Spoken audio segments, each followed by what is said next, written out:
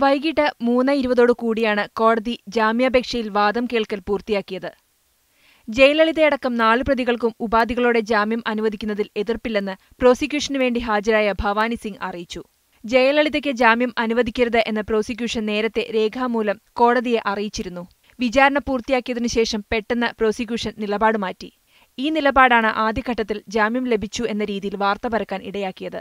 AIADMKയുടെ അഭിഭാഷകർ കോടതിക്ക് പുറത്തുവന്ന് മാധ്യമങ്ങളെ ഇക്കാര്യം അറിയിക്കുകയും ചെയ്തു. ഇതോടെ തമിഴ്നാട് ഇളകിമറിഞ്ഞു. നൂറുകണക്കിന് പ്രവർത്തകരും ജയലളിത ആരാധകരും ചെന്നൈയിലെ ജയലളിതയുടെ വീടിനു മുന്നിലേക്കും പാർട്ടി ആസ്ഥാനത്തേക്കും ഇരച്ചെത്തുകയും പടക്കങ്ങൾ പൊട്ടിച്ച് ആഘോഷം തുടങ്ങുകയും ചെയ്തു.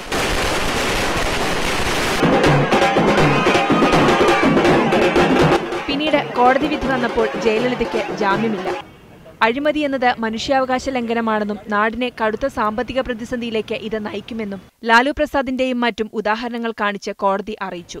ഇതോടെ റോയപേട്ടയിലെ പാർട്ടി ആസ്ഥാനവും പോയസ് ഗാർഡനും ശോകമൂകമായി. വിധിയിൽ AIADMK പ്രവർത്തകർക്ക് പ്രതിഷേധമുണ്ടെങ്കിലും എവിടെയും സംഘർഷമുണ്ടായതായി റിപ്പോർട്ടില്ല. എന്നാൽ സംഘർഷ സാധ്യത കണക്കിലെടുത്ത് തമിഴ്നാട്ടിൽ കൂടുതൽ പോലീസിനെ വിന്യസിച്ചിട്ടുണ്ട്. News desk, media 1.